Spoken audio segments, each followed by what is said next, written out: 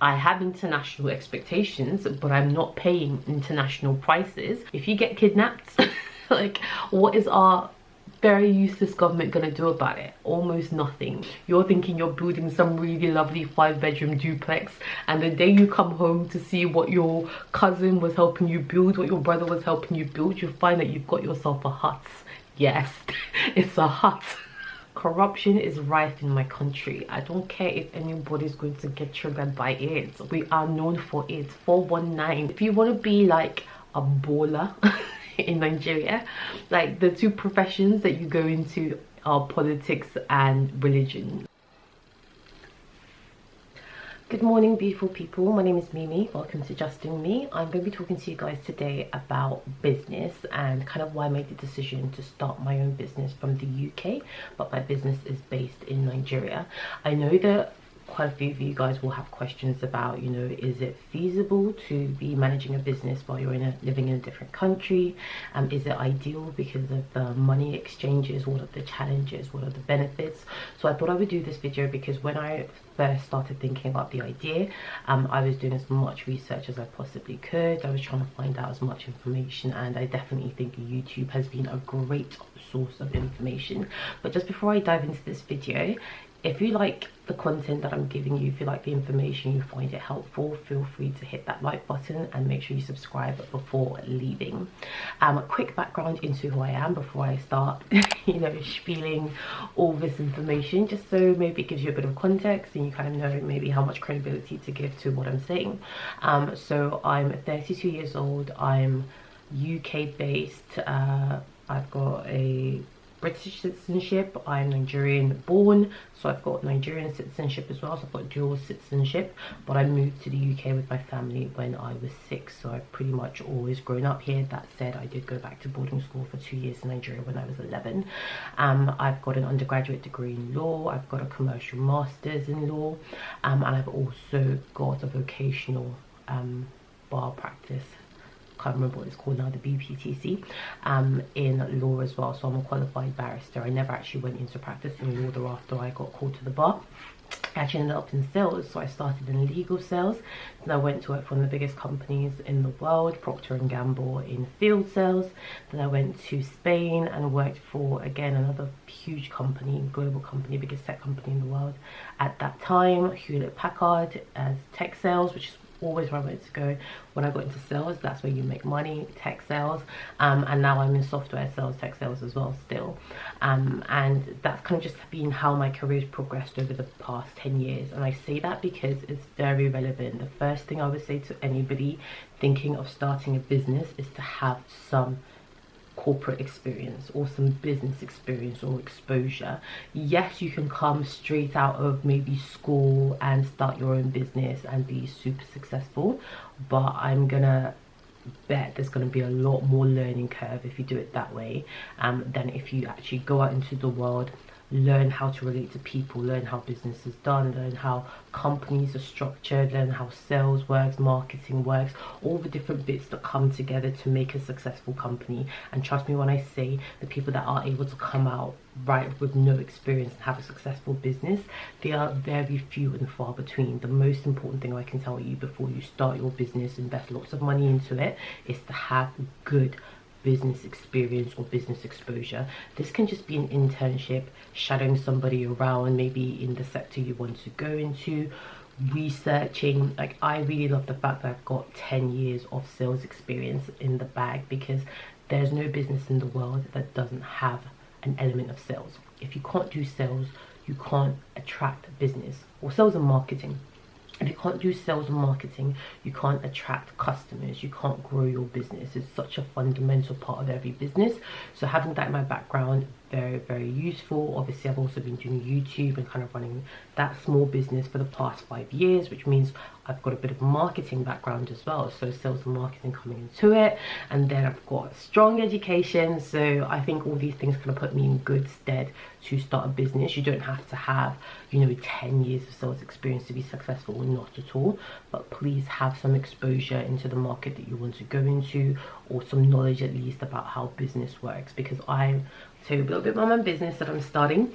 I'm launching a business in Nigeria. It's going to officially launch in August this year, 2022, and it's in the events industry. So I will be, at the moment I'm building a garden that will be an event space that people can rent out and hire, and also it will double as a lounge and a restaurant when we don't have private events. So I've never had like any experience working in events before. This is all brand new to me. But one thing I wanted to make sure I did, which is advice I always heard about when I was growing up, is if you love what you do, you'll never have to work a day in your life. So it was very important for me to invest into something that I loved doing or I was passionate about doing. I've always wanted to kind of start my own business. If you've been on this channel for a while, you know that's the truth. But before I felt comfortable enough to sink as much money I've sunk into this business, into anything, I had to make sure it was something that I could see myself doing in 10 years time and still loving. I've thought about starting cleaning businesses in the past, and I was like, I don't even like to clean. Why would I do that? You know, it's a good idea. It could probably have been successful, but I wouldn't have enjoyed it, you know. I thought about starting a hairdressing business in the past as well. Again, I don't really like doing hair, you know. Like, obviously you don't have to be the one doing the hair, but I just thought, what can I do that long term I would still be passionate about? If you're passionate about what you do, passionate about the idea you're going into, you're much more likely to be successful. So that would be my second point. First point, have experience and exposure. Second point, be passionate about what you want to invest in. So I didn't have specific knowledge about events, but the good thing is I have spent the last 6 months learning as much as I can, and that would be the third recommendation for anybody thinking about starting a business. Research, research, research. There's so much free information out there at the moment, with YouTube, with Facebook, with, you know, blogs, forums, Instagram especially. Do you know how many events businesses I follow on Instagram, especially in the region that I want to go into? So I'm launching my business in Ibadan, Nigeria, and a lot of people think, why wouldn't you launch your business in Lagos? Lagos is where it's happening. Lagos is where people go if they want to make it. Lagos is overcrowded. Lagos has seen it all. Everything has been done in Lagos. The thing is, it's very difficult to have a new idea that's not been done anymore. You know, the world, like, we've seen a lot, we've done a lot. Very difficult to have an idea that's not been done by somebody before. So nowadays you don't have to be the first person to do something. You just have to bring your own unique twist to it, or be the best at doing it. And I really thought about that, and I thought, okay, Lagos has it all. Lagos has lounges, Lagos has, you know, events businesses, Lagos has restaurants. What if I can take that kind of international standard of doing things that we have in the UK, we now have in Lagos with so much international investment, and I can take it to a city that is just filled with potential, like Ibadan, but hasn't seen that level of investment. And I thought, yes, I don't have to reinvent the wheel. I don't have to think of a brand new concept. I just have to do something that's been done before, but do it better than anybody else is doing in the region that I'm going to. So that's one thing I'm excited about. I see a lot of investments happening in Ibadan. I've been to Ibadan twice this year already, which is what I mean by research. Not just online. I've actually been to the city twice already this year. I went for, I think, 5 to 6 weeks. 6 weeks in January and February. I went for 3 weeks in April, and I'm going again soon. So my battery dies, I will recharge it. So I've been there, I've seen the locals, I've seen what the caliber of restaurants and businesses out there are like, and I'm like, yes, I can see people are starting to bring money here, but it's not as up to the standard. Most of the businesses there are not as up to the standards as I'm used to, as I can see now that I've had international exposure, I've lived internationally. If I take something back there and I bring the standard that I'm used to there, people will love it. Nigerians love luxury, they love nice things, they love to do what we call shakara, you know, kind of, you know, oh, look at me, this is what I did, this is what I have, look at where I had my events. They love to show up and show out. So if you can take an international standard to a place that doesn't have that, I think you're going to stand in very good stead. But there's loads of different ideas that you can bring to Nigeria and just do it better than it's been done before, do it more economically. And that moves me on to my next point, economics. Like, I don't know the exact percentages are not going to be right because it's going to be many years since I learned and heard this, but in the UK most businesses spend about 33% on their venue location or their offices.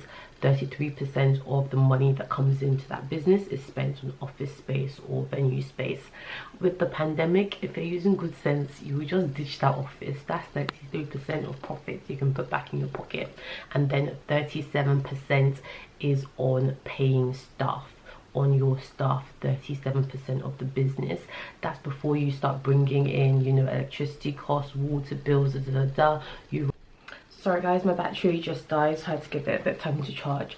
So yeah, just about 70% of a business's revenue goes on their office space and their employees.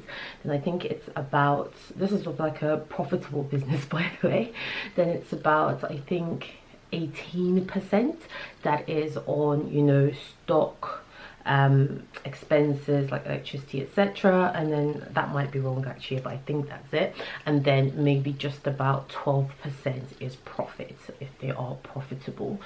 So the good thing about starting a business in Nigeria or whatever African region you're from is that taking your money there, taking your British, American, you know, international money there speaks so much louder.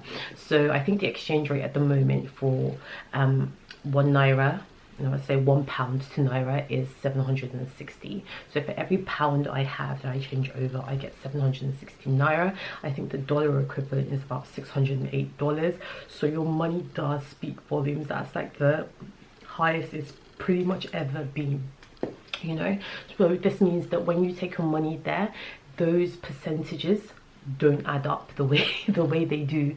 You know, if I'm taking pounds to Nigeria, the amount of money that I'm spending on my employees is around 5%. And not to say that like they're being underpaid, or the average I would say is about 5 to 10% if you're taking money abroad. Not saying that people are being underpaid. There's definitely a much lower salary bracket, you know, much lower kind of average salary pay for most Nigerians, which, you know, I don't agree with. Like, I think we want to see a lot of changes in our African countries. We want it from our government, but these changes need to start with us. I feel like I pay my staff roughly almost 100% more than what the average salary is, and I made sure to ask around when I was in Nigeria how much are people being paid for this role, that role, that role. And I thought, okay, well, I'm not too happy with that. I want people to live comfortably, and I also want people to want to work for me. I want them to enjoy their job and also have a fear of losing it, you know, because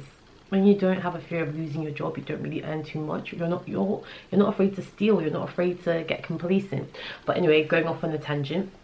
And these percentages obviously don't add up to, if you're starting a business from Nigeria earning Nigerian salary, then you're probably looking at the 30-something% for a venue, 30-something% for your staff, because naira to naira doesn't translate to be as cost efficient as taking your pounds or your dollars to naira. So you're already at an advantage. You've got a head start, you know, if you're taking international currencies to Nigeria, because you get so much more bang for your buck. You know, almost everything is more affordable in Nigeria. Personnel is more affordable, renting office space is more affordable, Wi-Fi, electricity costs more affordable. Feel though it's still more affordable than here, but comparatively probably not. That's probably the one thing I would say. Like, if you're running a business, we don't have constant electricity in Nigeria, getting on to one of the biggest challenges. So the amount you might be spending on a generator and diesel, that could make it one of the areas where it's less, you know, economically friendly to be working and operating in Nigeria than in the UK or US, where you've got constant electricity. Okay, so that's one of the key benefits, you know, the currency disparity. Yeah, that's gonna work, that's gonna help you out. In my case, it helped me out in some aspects, but not so much, because for me, a big goal of mine was bringing international standards to Nigeria, and a large part of that meant that a lot of the products that I'm offering for, you know, people to hire in my business, I've imported from China. Like, shipping costs just to ship my goods from China to Nigeria is $7,000. then to pay customs, then to pay clearance fees. That's another $7,500. So that's already $15,000 on shipping. We haven't even got to how much money I spent to buy the goods in the container, the property. Like, it's added up a lot, but still I know my money is going further, you know, putting that cash into Nigeria than it would be if I was putting it into the UK. So I'm so excited, guys. That's like a little tangent. I'm so excited. I can't wait. My container's meant to be arriving in 10 days time, and I can really start to make the kind of progress that I want to be making. And if you want to be following the journey, you can follow my business page, my or in Nigerian Ibadan at thegarden.ng. So yeah, biggest benefit. Another benefit of, I think, starting a business in Nigeria is just the lifestyle. Well, it depends if you plan to live there or not. If you're taking your pounds and you're going to relocate to Nigeria, the lifestyle differences, like how do I want to say it, what am I trying to say here?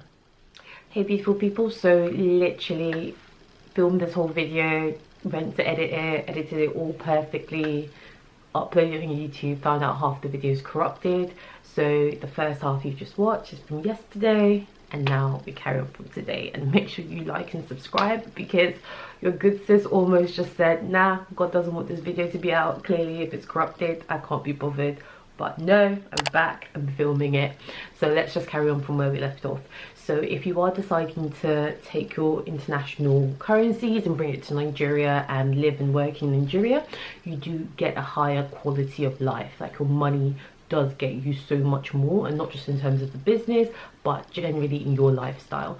So when I'm in Nigeria, I can afford a private driver, I can afford a cook, I have a personal assistant.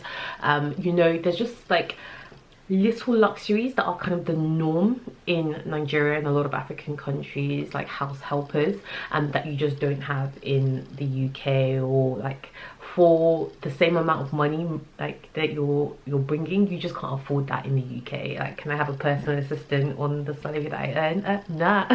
So that's a key benefit for me. I find that, you know, life is easier in a lot of ways because I have access to cleaners, drivers, cooks, and people that generally make my life easier.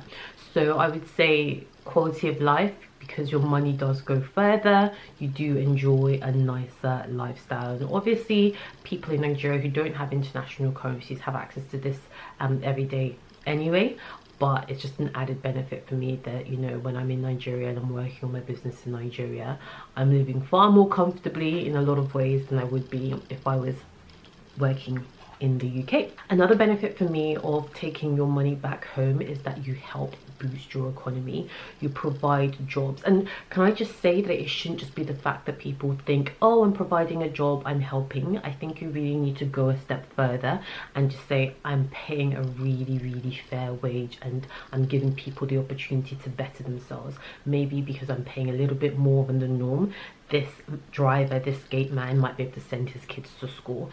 So I think, you know, it's not just, oh, I'm hiring people and you're paying them like a pittance. You need to be, well, me personally, I think it's important for us to be trying to help our people. That's the only way our country's going to go further, if the wealth of the country is distributed a bit more evenly. It can't just be, you know, the 1% that has access to like a nice comfortable lifestyle. But yes, you are bringing money into the economy, you are creating jobs, you are helping people that otherwise might have been unemployed or might not have had food or money to feed their family. So I think that's a great benefit. You're helping your country, and a lot of it as well is like you have international experience, you have international standards. A lot of us that are from African countries, the goal is to kind of train your kids abroad, which I think is a great thing. There are higher standards of education there, but I think if we can bring those standards back to Nigeria, we've got a much better chance of improving our countries and improving their economies you know, higher standards is actually my next point. You can bring higher standards back to your country, and it doesn't have to be like I'm spending a lot of money to bring quality furniture, quality goods, because I see what's locally available in Ibadan, Nigeria, and I want people to have the choice of luxury, which, you know, I haven't really seen as much. But it doesn't have to be anything that costs you money. Like, one thing I always noticed when I was growing up and I would go back home to Nigeria on a holiday was that customer service was virtually non-existent. I definitely feel like it's changing slowly, especially the more international the business is. Like, people greet you. I think I was in the Virgin Lounge on my last trip. See, people were greeting me with smiles. Obviously, it's a fucking Virgin Lounge, you know. Smiles, you know, friendly, helpful. Like, that has not really been my experience in Nigeria. Some places they will be hissing. You just ask them to bring salt. Basically, you ask the waitress to do their job, and it's like, who do you think you are? They're hissing, they're rolling their eyes. Customer service and training your staff to deliver service at higher standards, not really going to cost you anything, you know, but it improves the standards of doing things in Nigeria. And I also think, don't just have a business that, you know, just adds to the kind of low standards that we see in Nigeria in a lot of places. Like, bring something that will elevate our country, elevate your city, elevate, you know, that industry. You know, don't just think, oh, well, I can just do the bare minimum because that's what, you know, my competitors are doing. Like, you've seen these things operating at a higher standard internationally. I think we can do more to boost like the international image of Nigeria as well. Final point I'll say for a benefit, and it could also be definitely a negative, is that there is less red tape. When you're starting a business, you don't have to jump through as many hurdles as you would have to do, you know, in a lot of international countries. There is still some red tape. You've got to get your business registered, all the stuff I had to do with the NIMC, but definitely less red tape. And the reason I say it's also a challenge is because you then see people cutting corners. You know, it's nice that you don't have to go through this, that, and, you know, sometimes unnecessary, you know, processes to get your business off the ground, but don't cut corners that are especially going to endanger lives. You saw it in the building collapse in Lagos late last year. People, you know, you have planning permission for 12 floors, you then build 18, and you've cut corners. You didn't build the foundation level for 18 floors. So less red tape, people can kind of do more without oversight, but please be mindful that we don't want to F up our country. So it's a good thing and it's a bad thing as well. Okay, now moving on to the challenges, and the first one I will say is dishonesty and corruption.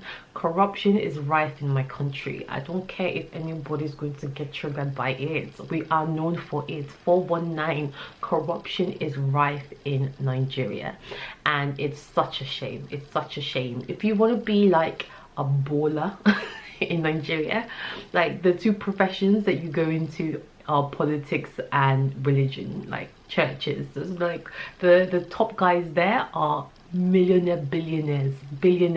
Where else do you see that? In what other countries do you see that your politicians are the richest people in the country? All other countries, it's the movie stars, football stars. No, it's the politicians, because they're stealing the country's wealth. But that's another story. Let's talk about how on a day-to-day basis your business is going to be impacted by dishonesty and corruption. Like, so one thing I've noticed is that people will give you a price, and because you're maybe not there on the ground, you don't always have the ability to fact check that price, and they will always kind of try and put their own jarrah on top. You know, you see people, everybody is complaining in Nigeria that the government is this, they're stealing from us, politicians are this. But you see every day, like, normal people trying to steal from you, trying to rob you, trying to, you know, pull one over on you. And I just think, sure, like, the same people you're complaining about, if you had that opportunity in your government, you'd be stealing from me too. You'd be doing just as much as them, because corruption is at the highest level of government and it's at the lowest level of the people as well.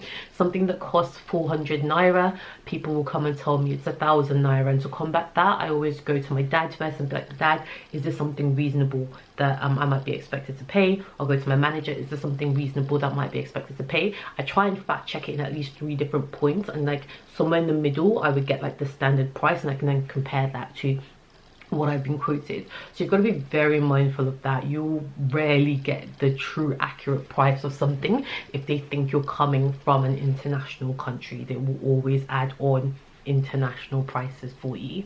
And just on the dishonesty and corruption as well, there's a lot of stealing, you know, and excuses. I see it a lot in my dad's business. People will steal, you know, his products, his alcohol, his food. They'll lie about it, you know, they'll amend records and inventory, steal thousands, like thousands. They will steal like, you know, almost their whole year's salary. They'll steal it from you in a month, and it's just like, wow, yo, like you just don't see it at that level. Obviously there's still corruption and theft, you know, overseas, but you just see it so much more often, I feel like, in Nigeria. And maybe some of it is hardship, that people, you know, can't feed their families, or they have like maybe somebody sick that they're worried about. But I also feel like a lot of the times it's just greed. You see in Nigeria, our culture is all about like, I want to show up and show out, I want the latest this, you know, people want to be flossing a lifestyle that they haven't actually worked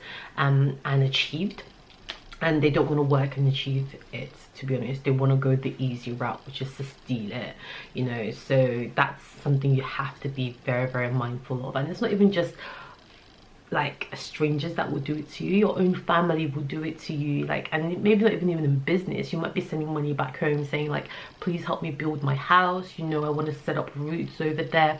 You're sending money monthly, you're thinking, you know, they're fencing the place, they're doing the foundations, they're sending you pictures. Meanwhile, it's somebody else's house down the street. They're going there to photograph their progress, and they're pocketing your money. You're thinking you're building some really lovely 5-bedroom duplex, and the day you come home to see what your cousin was helping you build, what your brother was helping you build, you find that you've got yourself a hut. Yes, it's a hut. You know, like the dishonesty and the corruption, it's right. If it be your own family that will be stealing from you, I think, you know, to an extent, I feel like I expect to be stolen from. I don't expect that like I'm gonna get away without paying more than the average, you know, for the product. I don't think, you know, I'm gonna get away without items being stolen from me, but I am definitely doing things to mitigate that risk to myself. Insurance, I think, is very important. Having your goods insured just in case. I'm going through that at the moment with a company. Also having CCTV cameras, you know, I've got 3 CCTV cameras that will allow me to keep an eye on my project in Nigeria from anywhere in the world from my smartphone, you know. So before anybody thinks, the boss isn't in town, you know, you need to look up at them cameras and say, yeah, but the boss is right there. She right there, she watching, okay? So yeah, that I say is the biggest thing, dishonesty and corruption. The second biggest thing is the insecurity in the country, and we've seen it very recently with 50 people being gunned down in a church, and you just think, God, like this can happen to anyone at any time. And you know, it's a big risk. It's a big risk. It makes me wonder, shit, should I be going to Africa? Should I be going to Nigeria right now where these types of things are happening? I know they happen overseas as well. I know America goes through things like this a lot, but from the UK, I'm really not used to hearing about 50 people dying, you know, in one go. It's not the norm, and it worries me, especially because it's not that, you know, there's that insecurity level with people getting murdered, people getting kidnapped, but there's also the lack of what's the word I'm looking for, efficiency in our government in dealing with it. If you get kidnapped, like, what is our very useless government gonna do about it? Almost nothing, you know, almost nothing to help get you back. Like our police, our government, very inefficient, and that really worries me. If you get into an accident on the road, is an ambulance going to be able to reach you if you're stuck in Lagos traffic? No. Do we have like mobile helicopters, ambulances, not really, you know. So you might think I have money, you know, I don't have to really deal with like a lot of the challenges that the average Nigerian might face. You still do, boo, you still do. You get into an accident in a busy way, you know. See those millionaire investors that went to view that guy that was building the, you know, 18 floor luxury apartments in Lagos? They're dead. Their money's gone because somebody took a shortcut, type of shortcut that you would not be able to take in the UK at all. So it does expose you to more insecurity and more risks to your person, your livelihood, which, you know, is very terrifying. At the moment I don't even really know how to combat that other than say stay in your house, but even in your house they can come and burgle you as well. So this, no constant electricity, that is another big challenge of working in Nigeria. The average place in Nigeria gets less than 3-4 hours of electricity per day. Like, I used to work in Spain dealing with the Nigerian market, and I would call, you know, my clients and they'll be like, sorry, I've not sent you an email, we don't have electricity, we don't have Wi-Fi. And that's crazy to me. It makes the challenge of running a business so much more harder, the lack of electricity and the money you're going to spend running generators. And I would say the biggest challenge I've faced so far personally is having international standards and then being hit in the face with like local, I have no international expectations. I've got international expectations and then I'm hit in the face with local standards. Like, you know, it's very hard, and I've had to really adjust my way of thinking. I've traveled to so many places worldwide, stayed in luxury hotels, luxury villas, and that's the idea. All the things I've seen, they're kind of framing what I want my business to look like. That's what I want the garden to look like, my experiences, my international luxury experiences. But then I'm entrusting, you know, the creation of this to people that have never left the country. And, you know, I used to find myself getting so frustrated because every project that I basically said to them, this is what I want done, would never come out the way I asked for it. And it's frustrating because I'm like, we're having several conversations, I'm speaking very clearly. If you don't understand what I'm saying, I don't know if it's my accent, but if you don't understand what I'm saying, speak up, boo. Don't just go and do whatever the hell you feel like, which I feel like on a lot of projects I've done, the workers have just gone and done whatever they wanted, or my manager hasn't understood, you know, and they've just kind of produced something that, you know, it really used to frustrate me and just like boil my blood. And then I just really had to adjust my mindset.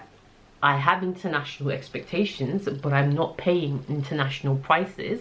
So I really needed to manage my expectations, and I also needed to kind of bridge the gap, you know, having these ideas that a lot of the local people that I'm employing couldn't relate to. This isn't how they build things over there. This is a new concept for them. How can I bridge that gap in communication? And I started drawing out my ideas. I'm not just telling you anymore over the phone, this is what I want. I'm writing it down for you, so if you forget, you're not too sure, you have something written down that you can go refer to. But I also started drawing out every detail, dimensions, and sending it over to them. I found that made projects more likely to go well because they had a better reference point than trying to see this vision of an international standard that they themselves had never seen, you know.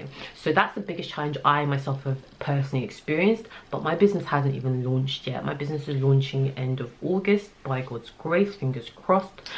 So I'm sure once I get on the ground, I'm sure I'm going to experience even more challenges. If you've got a business in Africa or Nigeria that you've been doing for a while, and you know there's some points that I've missed off and you've experienced, please feel free to leave them in the comment section below.